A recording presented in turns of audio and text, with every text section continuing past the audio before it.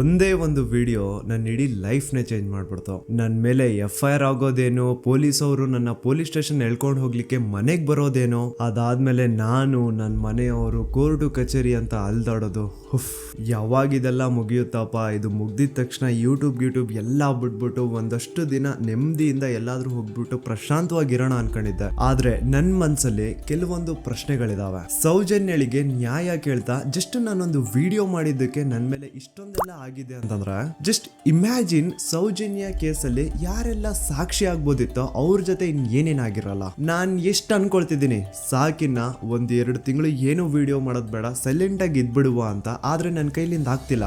ಯಾವುದೋ ಒಂದು ಸರ್ವಶಕ್ತಿ ನನ್ನ ಮನ್ಸೊಳಗಡೆ ಈ ಪ್ರಶ್ನೆನ ಹಾಕಿ ಇದ್ರ ಬಗ್ಗೆ ಮಾತಾಡುವಂತಿದೆ. ಮೊದ್ಲೇ ಹೇಳ್ಬಿಡ್ತೀನಿ, ಈ ವಿಡಿಯೋ ಯಾವುದೇ ಜಾತಿ, ಧರ್ಮ, ದೇವಸ್ಥಾನಕ್ಕೆ ಸಂಬಂಧಪಟ್ಟಿಲ್ಲ. ಈ ವಿಡಿಯೋದಲ್ಲಿ ನಾನು ಕೇವಲ ಸೌಜನ್ಯ ಕೇಸ್ ಬಗ್ಗೆ ಮಾತಾಡ್ತಿದ್ದೇನೆ. ಸೌಜನ್ಯ ಕೇಸಲ್ಲಿ ಯಾವುದೆಲ್ಲ ಯಾರೆಲ್ಲ ಸಾಕ್ಷಿ ಆಗ್ಬೋದಿತ್ತೋ ಅದೆಲ್ಲ ಹೇಗ್ ನಾಶ ಆಯ್ತು ಅನ್ನೋದನ್ನ ತಿಳಿಸ್ಕೊಡ್ತೇನೆ.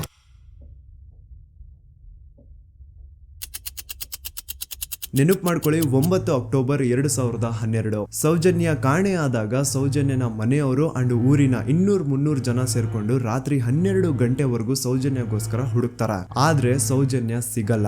ಮಿಡ್ ನೈಟ್ ಆಗಿರುತ್ತೆ ಅಂಡ್ ತುಂಬಾ ಜೋರ್ ಮಳೆ ಬರ್ತಾ ಇರುತ್ತೆ. ಇನ್ನು ಹುಡುಕೋದ್ ಬೇಡ, ಬೆಳಿಗ್ಗೆ ಎದ್ದು ಮತ್ತೆ ಎಲ್ರು ಹುಡುಕುವ ಅಂತ ಎಲ್ರು ತಮ್ಮ ಮನೆಗೆ ವಾಪಸ್ ಹೋಗ್ತಾರ. ದೆನ್ ನೆಕ್ಸ್ಟ್ ದಿನ ಅಂದ್ರೆ 10 ಅಕ್ಟೋಬರ್ 2012 ಸೌಜನ್ಯನ ಬಾಡಿ ಸಿಗುತ್ತೆ ಅಂಡ್ ಅವಳ ಬಾಡಿ ಪಕ್ಕದಲ್ಲಿ ಅವಳ ಕಾಲೇಜ್ ಬ್ಯಾಗ್ ಅಂಡ್ ಅವಳ ಬುಕ್ಸ್ ಎಲ್ಲ ಬಿದ್ದಿರ್ತವೆ. ಸೊ ಹಿಂದಿನ ದಿನ ಆ ಒಂದು ಜಾಗದಲ್ಲಿ ಅಷ್ಟು ಜೋರು ಮಳೆ ಬಂದಿದ್ರು ಸೌಜನ್ಯನ ಬ್ಯಾಗ್ ಅಂಡ್ ಅವಳ ಬುಕ್ಸ್ ಒಂದು ಚೂರುನು ನೆಂದಿರಲ್ಲ. ದಾಖಲೆ ಇದೆ ಸ್ವಾಮಿ, ದಾಖಲೆ ಇಲ್ದೆ ಈ ದೂತ ಸಮೀರ್ MD ಏನು ಮಾತಾಡಲ್ಲ. There was rain and the clothes of the victim were not stained with mud and the bag was not wet, even the books were not wet. ಹಿಂದಿನ ದಿನ ಅಷ್ಟು ಜೋರು ಮಳೆ ಬಂದಿದ್ರು ಸೌಜನ್ಯನ ಬುಕ್ಸ್ ಅಂಡ್ ಬ್ಯಾಗ್ ನೆಂದಿಲ್ಲ. ಹೇಗೆ? ಇದರ ಅರ್ಥ ಸೌಜನ್ಯನ ಆ ಒಂದು ಜಾಗದಲ್ಲಿ ಆಗೇ ಇಲ್ಲ. ಬೇರೆ ಯಾವುದೋ ಜಾಗದಲ್ಲಿ ಅವಳು ಆಯ್ತು, ನಂತರ ಅವಳ ಬಾಡಿನ ಅಲ್ಲಿ ತಂದು ಡಂಪ್ ಮಾಡಿರೋದು. ಸೊ ಈಗ ಯಾವೊಂದು ಜಾಗದಲ್ಲಿ ಸೌಜನ್ಯನ ಆಯ್ತು, ಆಕ್ಚುಲ್ ಆ ಒಂದು ಜಾಗನ ಹುಡುಕಾಡೋದ್ ಬಿಟ್ಟು ಪೊಲೀಸರು ಉಲ್ಟಾ ಏನ್ ಮಾಡ್ತಾರೆ ಅಂದ್ರೆ, ಯಾವೊಂದು ಜಾಗದಲ್ಲಿ ಸೌಜನ್ಯನ ಬಾಡಿ ಸಿಕ್ಕಿತ್ತೋ ಅದೇ ಜಾಗದಲ್ಲೇ ಅವಳು ಆಗಿತ್ತು ಅಂತ ಪ್ರೂವ್ ಮಾಡ್ಲಿಕ್ಕೆ ಹೊರಡ್ತಾರ. ಇಲ್ಲಿ ಪೊಲೀಸ್ ಅವರ ಬುದ್ಧಿವಂತಿಕೆ ನೋಡಿ, ಯಾವೊಂದು ಜಾಗದಲ್ಲಿ ಸೌಜನ್ಯನ ಬಾಡಿ ಸಿಕ್ಕಿತ್ತೋ ಅಲ್ಲಿ ಅವ್ರದ್ದು ಯಾವುದೇ ಒಂದು ಒಳ ಉಡುಪು ಸಿಗಲ್ಲ. ಅದಕ್ಕೆ ಇವ್ರು ಏನ್ ಮಾಡ್ತಾರೆ ಅಂದ್ರೆ, ನೆಕ್ಸ್ಟ್ ದಿನ ಸೌಜನ್ಯ ಮನೆಗೆ ಹೋಗ್ಬಿಟ್ಟು ಅಲ್ಲಿ ಮನೆಯವರಿಂದ ಸೌಜನ್ಯನ ಇನ್ನರ್ ವೇರ್ಸ್ ನ ಇಸ್ಕೊಂಡ್ ಬಂದು ಅದನ್ನ ನಂತರ ರಿಪೋರ್ಟ್ಸ್ ಅಲ್ಲಿ ಇದು ನಮ್ಗೆ ಸೌಜನ್ಯ ಬಾಡಿ ಸಿಕ್ಕಿದ ಜಾಗದಲ್ಲೇ ಸಿಕ್ಕಿದ್ದು ಅಂತ ಮೆನ್ಷನ್ ಮಾಡ್ತಾರೆ. ಪೊಲೀಸ್ನವರು ಅವಳ ಪುಸ್ತಕ ಎಲ್ಲ ಹುಡುಕಾಡಿದ್ರು, ಯಾರಾದ್ರೂ ಫೋನ್ ನಂಬರ್ ಉಂಟಾ ಅಂತ ಹೇಳಿ ತುಂಬ ನಾವು ಎಲ್ಲ ತೆಗೆದುಕೊಟ್ಟೆ. ನನ್ನ ಮಗಳ ವಿಷಯ ನನಗೆ ಎಲ್ಲ ಗೊತ್ತು ಸರ್, ನೋಡಿ ಪುಸ್ತಕ ಅಂತ ನೋಡಿದೆ. ಅವಾಗ ನನ್ನ ತಂಗಿಯ ಒಂದು ನಂಬ್ರ ಇತ್ತು, ಆ ನಂಬ್ರನ್ನು ತಗೊಂಡೋಗಿದ್ದಾರೆ. ಆಮೇಲೆ ಮನೆಯಿಂದ ಮರು ದಿವಸ ಸಂತೋಷ್ ರಾವ್ ಸಿಕ್ಕಿದ ದಿವಸ ಹೊಲ ಉಡುಪಿದೆಯಲ್ಲ ಸರ್, ಅದು ಮನೆಯಿಂದ ತಗೊಂಡೋಗಿದ್ದಾರೆ. ಅದಕ್ಕೆ ನಾವು ಒಂದು ಗುರುತಿಗೆ ಒಂದು ಸ್ಟಿಚ್ ಮಾಡಿಕೊಟ್ಟಿದ್ದೇವೆ, ನೂಲಿನ ಒಂದು ಬಿಳಿ ನೂಲಿನ ಒಂದು ಸ್ಟಿಚ್ ಮಾಡಿಕೊಟ್ಟಿದ್ದೇವೆ. ಅದನ್ನೇ ತನಿಖೆಗೆ ಅವರಲ್ಲಿ ಇಟ್ಟಿದ್ದಾರೆ. ನೋಡಿ, ಪೊಲೀಸ್ ಅವ್ರ ಪ್ರಕಾರ ಸೌಜನ್ಯ ಆಗಿದ್ದು ಆ ಒಂದು ಹಳ್ಳ ಹತ್ರ, ಆದ್ರೆ ಆಕ್ಚುಲಿ ಅಲ್ಲಿ ಆಗೇ ಇಲ್ಲ. ಬಟ್ ಸ್ಟಿಲ್ ಈ ಒಂದು ಪಾಯಿಂಟ್ ನ ಪ್ರೂವ್ ಮಾಡ್ಲಿಕ್ಕೆ ಪೊಲೀಸ್ ಅವರು ಯಾವ ಮಟ್ಟಕ್ಕೆ ಹೋಗ್ತಾರೆ ಅಂತಂದ್ರೆ, ಯಾವೊಂದು ಜಾಗದಲ್ಲಿ ಸೌಜನ್ಯನ ಬಾಡಿ ಸಿಕ್ಕಿತ್ತೋ ಅಲ್ಲಿಂದ 50 ಅಡಿ ದೂರದಲ್ಲಿ ಸಂತೋಷ್ ರಾವ್ನ ಒಂದು ಟೆಂಟ್ ಹಾಕ್ಸ್ತಾರ.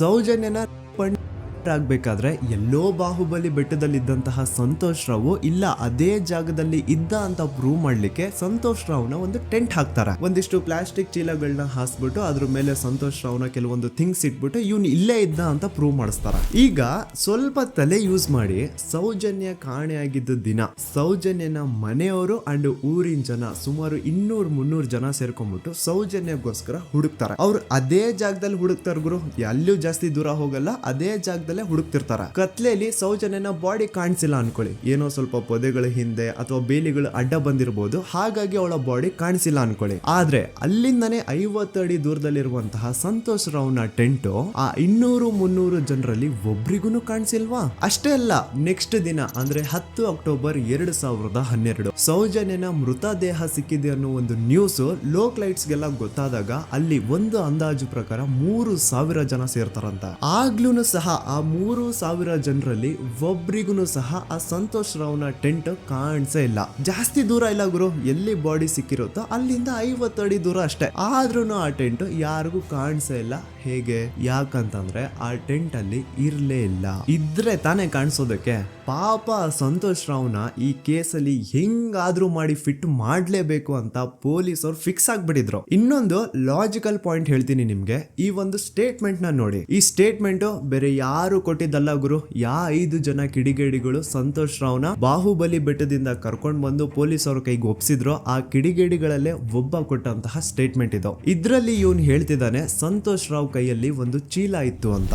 ಈಗ ಸಂತೋಷ್ ರಾವ್ನ ಅರೆಸ್ಟ್ ಮಾಡಾದ್ಮೇಲೆ ಅವನ ಕೈಯಲ್ಲಿ ಇದ್ದಂತಹ ಚೀಲ ಕೂಡ ಪೊಲೀಸ್ ಅವರು ತಮ್ಮ ಕಸ್ಟಡಿಗೆ ತಗೊಂಡಿರ್ತಾರ ತಾನೆ. ಹಾಗಿದ್ರೆ ಸಂತೋಷ್ ರಾವ್ನ ಚೀಲ ಅಂಡ್ ಅದ್ರಲ್ಲಿ ಇದ್ದಂತಹ ಅವನ ವಸ್ತುಗಳು ಪೊಲೀಸ್ ಕಸ್ಟಡಿಲೇ ಇರ್ಬೇಕೆ ಹೊರತು ಅದ್ಯಾವುದೋ ಕಾಡಲ್ಲಿ ಆ ಟೆಂಟ್ ಒಳಗಡೆ ಅಲ್ಲ. ಅಂಡ್ ಇನ್ನೊಂದು ಮೇನ್ ಇಂಪಾರ್ಟೆಂಟ್ ಆಗಿ ಸಂತೋಷ್ ರಾವ್ನ ಪೊಲೀಸ್ ಅವರು ಕಸ್ಟಡಿಗೆ ತಗೊಂಡಿದ್ದು 11 ಅಕ್ಟೋಬರ್ 2012. ಆದ್ರೆ ಅಫಿಷಿಯಲ್ ಆಗಿ ಪೇಪರ್ಸ್ ಮೇಲೆ ತೋರಿಸಿರೋದು 13 ಅಕ್ಟೋಬರ್ 2012. ಹಾಗಿದ್ರೆ ಆ 2 ದಿನ ಸಂತೋಷ್ ರಾವ್ನ ಪೊಲೀಸ್ ಸ್ಟೇಷನ್ ಅಲ್ಲಿ ಇಟ್ಕೊಂಡು ಪೊಲೀಸ್ ಅವರು ಏನ್ ಮಾಡ್ತಿದ್ರು? ಇದು ಇಲ್ಲಿಗಲ್ ಡಿಟೆನ್ಷನ್ ತಾನೆ. ಈಗಷ್ಟೇ ನಾನು ಡಾಕ್ಟರ್ ಆದಮ್ ಅವ್ರು ಕೊಟ್ಟಂತಹ ಪೋಸ್ಟ್ ಮಾರ್ಟಮ್ ರಿಪೋರ್ಟ್ ನೋಡಿದೆ. ಅಂಡ್ ಇದ್ರಲ್ಲಿ ಏನಿದೆ ಗೊತ್ತಾ? ಸೌಜನ್ಯ ಸತ್ತಾದ್ಮೇಲೆ ಅಲ್ಲ, ಅವಳು ಬದುಕಿರ್ಬೇಕಾದ್ರೇನೆ, ಅವಳು ಮಾಡ್ತಾ ಇರ್ಬೇಕಾದ್ರೇನೆ ಆ ದುಷ್ಕರ್ಮಿಗಳು ಅವಳ ಯೋನಿ ಒಳಗಡೆ 6 ಇಂಚು ಮಣ್ಣು ತುಂಬಿರೋದು. ಅಂಡ್ ರೀಸೆಂಟ್ ಆಗಿ ಬರ್ತಾ ಇರುವಂತಹ ಇನ್ನೊಂದು ಬಿಗ್ಗೆಸ್ಟ್ ಅಲಿಗೇಷನ್ ಏನು ಅಂತಂದ್ರೆ ಸಂತೋಷ್ ರಾವ್ ಬ್ರೇನ್ ಮ್ಯಾಪಿಂಗ್ ಗೆ ಒಪ್ಕೊಂಡಿಲ್ಲ ಅಂತವ್ರು ಪ್ಲೀಸ್ ಈ ಒಂದು ಡಾಕ್ಯುಮೆಂಟ್ ನ ಕಂಡ್ಬಿಟ್ಟು ನೋಡಿ. ಇಲ್ಲಿ ಸಂತೋಷ್ ರಾವೇ ಹೇಳ್ತಿದ್ದಾನೆ, ಅಪರಾಧಿ ಎಂದು ಸಾಬೀತು ಮಾಡಲು ಅಗತ್ಯವಿರುವ ಯಾವುದೇ ವೈಜ್ಞಾನಿಕ ಪರೀಕ್ಷೆಗೆ ಒಳಪಡಲು ಸ್ವಯಂ ಇಚ್ಛೆ ವ್ಯಕ್ತಪಡಿಸಿರುತ್ತೇನೆ. ಕೆಳಗಡೆ ಸಂತೋಷ್ ರಾವ್ನ ಸಿಗ್ನೇಚರ್ ಇದೆ ಅಂಡ್ ಈ ಕಡೆ ಕೋರ್ಟ್ ನ ಸೀಲ್ ಕೂಡ ಇದೆ. ಅಂಡ್ ಇನ್ನೊಂದು ವಿಷಯ, ನನ್ನ ವಿಡಿಯೋದಲ್ಲಿ ನಾನು ಹೇಳಿದ್ದೀನಿ ಸಂತೋಷ್ ರಾವ್ಗೆ ಫಿಮೋಸಿಸ್ ಅನ್ನೋ ಒಂದು ಕಾಯಿಲೆ ಇತ್ತು ಅಂತ. ಅಂಡ್ ಅಲ್ಲಿ ಇನ್ನೊಂದು ಪಾಯಿಂಟ್ ಕೂಡ ಹೇಳಿದ್ದೀನಿ, ಇನ್ ಕೇಸ್ ಅವನ್ ಏನಾದ್ರು ಮಾಡಿದ್ರೆ ನರಕ ಅನುಭವಿಸ್ತಾನೆ ಅಂತ. Note that point. In case ನಾ ಸಂತೋಷ್ ರಾವ್ ಮಾಡ್ಲಿಕ್ಕೆ ನಾಲಾಯಕ್ ಅಂತಾನು ಹೇಳಿಲ್ಲ, ಲಾಯಕ್ ಅಂತಾನು ಹೇಳಿಲ್ಲ. ಇನ್ ಕೇಸ್ ಮಾಡಿದ್ರೆ ನರ್ಕ ಅನುಭವಿಸ್ತಾನೆ ಅಂತ ಹೇಳಿದ್ದು. ನೋಡಿ, ಹೇಳ್ತಾ ಹೋದ್ರೆ ಬೇಜಾನ್ ಇದೆ. ಆಸ್ ಎ ಯೂಟ್ಯೂಬರ್ ಆ ಕೇಸ್ ಫೈಲ್ಸ್ ನ ನೋಡ್ತಾ ಇದ್ರೆ ನನ್ಗೆನೆ ಬೇಜಾನ್ ಡೌಟ್ಸ್ ಬರ್ತಾ ಇದೆ ಪೊಲೀಸ್ ಅವರ ಇನ್ವೆಸ್ಟಿಗೇಷನ್ ಮೇಲೆ. ಸೊ ಅದನ್ನೆಲ್ಲ ಗಮನದಲ್ಲಿ ಇಟ್ಕೊಂಡು ನಾನ್ ಹೇಳೋದಿಷ್ಟೇ, ಈ ಒಂದು ಕೇಸ್ ಅಲ್ಲಿ ಯಾವ ಆಂಗಲ್ ಇಂದನೂ ಪೊಲೀಸ್ ಅವ್ರ ಕಡೆಯಿಂದ ಫೇರ್ ಇನ್ವೆಸ್ಟಿಗೇಷನ್ ಆಗಿಲ್ಲ. And I clear my point. ಈಗ ಈ ಒಂದು ಸೌಜನ್ಯ ಕೇಸ್ ಅಲ್ಲಿ ಯಾರೆಲ್ಲ ಸಾಕ್ಷಿ ಆಗ್ಬೋದಿತ್ತು, ಅವ್ರ ಜೊತೆ ಏನಾಯ್ತು ಅಂತ ಹೇಳ್ತೇನೆ. ಮೊದಲನೇದಾಗಿ ರವಿ ಪೂಜಾರಿ. ಇವನ್ ಬಗ್ಗೆ ನಾನು ಫಸ್ಟ್ ವಿಡಿಯೋದಲ್ಲೇ ಹೇಳಿದೀನಿ. ಆ 5 ಜನ ಕಿಡಿಗೇಡಿಗಳು ಯಾರು ಸಂತೋಷ್ ರಾವ್ನ ಪೊಲೀಸ್ ಅವರಿಗೆ ಅರೆಸ್ಟ್ ಮಾಡಿಕೊಟ್ರು ಅದ್ರಲ್ಲಿ ಇವನು ಒಬ್ಬ. ಸೊ ಈ ಸೌಜನ್ಯನ ಕೇಸ್ ಯಾವಾಗ CBI ಗೆ ಟ್ರಾನ್ಸ್ಫರ್ ಆಗುತ್ತೆ ಅಂತ ಗೊತ್ತಾಗುತ್ತೋ, ಈ ರವಿ ಪೂಜಾರಿ ಉರ್ಲಾಕೊಂಡು ಸತ್ ಹೋಗ್ತಾನೆ. ರವಿ ಪೂಜಾರಿ ಹಾಕೊಂಡು ಸತ್ ಹೋದ ಅಂತಾರೆ, ಆದ್ರೆ ಅವ್ನು ಹಾಕೊಂಡೇ ಸತ್ ಹೋದ ಅಂತ ಯಾರು ಐ ವಿಟ್ನೆಸ್ ಇಲ್ಲ. ಹಾಗಾಗಿ ಇವನ ಒಂದು ಸಾವು ಒಂದು ನಿಗೂಢ ಸಾವಾಗಿ ಉಳ್ಕೊಂಡ್ಬಿಡ್ತು. ಇನ್ನೊಬ್ಳು ಬಂದು ವಾರಿಜಾ ಅಂತ. ಸೌಜನ್ಯನ ಮಾಡಿ ಆ ಕಿಡಿಗೇಡಿಗಳು ಅವಳನ್ನ ಒಂದು ಫಾರ್ಮ್ ಹೌಸ್ ಗೆ ಕರ್ಕೊಂಡು ಹೋಗಿರ್ತಾರೆ. ಅಂಡ್ ಆ ಫಾರ್ಮ್ ಹೌಸ್ ಅಲ್ಲಿ ವಾರಿಜಾ ಅನ್ನೋಳು ಕೆಲಸ ಮಾಡ್ತಾ ಇರ್ತಾಳೆ. ಸೊ ಈ ವಾರಿಜಾ ಸೌಜನ್ಯ ಆ ಕಿಡಿಗೇಡಿಗಳ ಜೊತೆ ಇರೋದನ್ನ ನೋಡಿರ್ತಾಳೆ, ಆದ್ರೆ ಅವಳಿಗೆ ಗೊತ್ತಿಲ್ಲ ಅವ್ರು ಅವಳನ್ನ ಕರ್ಕೊಂಡು ಬಂದಿದ್ದಾರೆ ಅಂತ. ನಂತರ 1-2 ದಿನ ಆದ್ಮೇಲೆ ಯಾವಾಗ ಸೌಜನ್ಯ ಬಗ್ಗೆ ನ್ಯೂಸ್ ಅಲ್ಲೆಲ್ಲ ಬರ್ತಾ ಇತ್ತೋ ಅದನ್ನ ನೋಡಿ ಆಗ ಇವಳಿಗೆ ರಿಯಲೈಸ್ ಆಗುತ್ತೆ, ಓ ಇವಳೇ ಅಲ್ವಾ ಆ ಹುಡುಗಿ ಅವತ್ ನಮ್ ದಣಿ ಕರ್ಕೊಂಡ್ ಬಂದಿದ್ದು ಅಂತ. ಈಗ ವಾರಿಜಾ ತನಗ್ ಗೊತ್ತೋ ಗೊತ್ತಿಲ್ದೇನೋ ಸೌಜನ್ಯ ಕೇಸಲ್ಲಿ ಒಂದು ಮೇಜರ್ ಸಾಕ್ಷಿ ಆಗ್ಬಿಡಿದ್ಲು. ಸೊ ಯಾವಾಗ ಈ ಕೇಸ್ ನ CID ಟೀಮ್ ಅವರು ಇನ್ವೆಸ್ಟಿಗೇಷನ್ ಮಾಡೋದಕ್ಕೆ ಸ್ಟಾರ್ಟ್ ಮಾಡ್ತಾರೋ ಆಗ ವಾರಿಜಾನ ಮೃತದೇಹ ಅದೇ ಒಂದು ಫಾರ್ಮ್ ಹೌಸ್ ನ ಬಾವಿಯಲ್ಲಿ ಸಿಗುತ್ತೆ. ಬಾವಿಲಿ ಇವಳೇ ಸ್ವತಃ ಜಿಗ್ದು ತನ್ನ ಪ್ರಾಣ ಬಿಟ್ಲು ಅಂತ ಹೇಳ್ತಾರೆ. ಆದ್ರೆ ಅವಳೇ ಬಾವಿಗೆ ಬಿದ್ದು ಅವಳು ಪ್ರಾಣ ಬಿಟ್ಲು ಅಥವಾ ಅವಳಿಗೆ ಯಾರಾದ್ರೂ ಬಾವಿಲಿ ಬೀಳ್ಸಿ ಸಾಯಿಸಿದ್ರು ಗೊತ್ತಿಲ್ಲ. ಅಂಡ್ ಇನ್ನೊಂದು ವಿಷಯ, ಯಾವ ಒಂದು ಬಾವಿ ಒಳಗಡೆ ವಾರಿಜಾನ ಬಾಡಿ ಸಿಕ್ಕಿತ್ತೋ ಆ ಬಾವಿನ ದಣಿಗಳು ಒಂದ್ ಸ್ವಲ್ಪ ದಿನ ಆದ್ಮೇಲೆ ಕಂಪ್ಲೀಟ್ ಮುಚ್ಚಾಕ್ಬಿಡ್ತಾರ. ಯಾಕೆ? ಇನ್ನೊಬ್ಬ ಬಂದು ಗೋಪಾಲ್ ಕೃಷ್ಣ. ಇವನು ಅಗೇನ್ 5 ಜನ ಕಿಡಿಗೇಡಿಗಳು ಸಂತೋಷ್ ರಾವ್ನ ಪೊಲೀಸ್ ಅವ್ರಿಗೆ ಹಿಡಿದು ಕೊಟ್ರು ಅದ್ರಲ್ಲಿ ಒಬ್ಬ. ಅಂಡ್ ಸೌಜನ್ಯ ಕೇಸ್ ನ ಮೇನ್ ಪ್ರೈಮರಿ ಸಾಕ್ಷಿ ಇವನು ಕೂಡ ಸತ್ ಹೋಗಿದ್ದಾನೆ. ಅಂಡ್ ಇವನು ಸ್ಲೋ ಪಾಯ್ಸನ್ ಇಂದ ಸತ್ ಹೋದ ಅಂತ ಹೇಳಲಾಗುತ್ತೆ. ದೆನ್ ಇನ್ನೊಬ್ಬ ಬಂದು ಪ್ರಶಾಂತ್ ಅಂತ. ಸೌಜನ್ಯನ ಮಾಡಿ ಆ ಕಿಡಿಗೇಡಿಗಳು ಅವಳನ್ನ ಯಾವ ಜಾಗಕ್ಕೆ ಕರ್ಕೊಂಡು ಹೋಗಿದ್ರೋ ಇವನು ಆ ಜಾಗದಲ್ಲಿ ಕೆಲಸ ಮಾಡೋನು. ಇವನು ಪಾಪ ಸೌಜನ್ಯನ ಆ ಕಿಡಿಗೇಡಿಗಳಿಂದ ಬಿಡಿಸೋದಕ್ಕೆ ಟ್ರೈ ಮಾಡ್ತಾನೆ, ಆದ್ರೆ ಅದು ಸಾಧ್ಯ ಆಗಲ್ಲ. ನಂತರ ಕೆಲವೇ ದಿನಗಳಲ್ಲಿ ಇವಂದು ಕೊಲೆ ಆಗುತ್ತಾ. ಯಾರೆಲ್ಲ ಯಾವುದೆಲ್ಲ ಈ ಕೇಸಲ್ಲಿ ಸಾಕ್ಷಿ ಆಗ್ಬೋದಿತ್ತು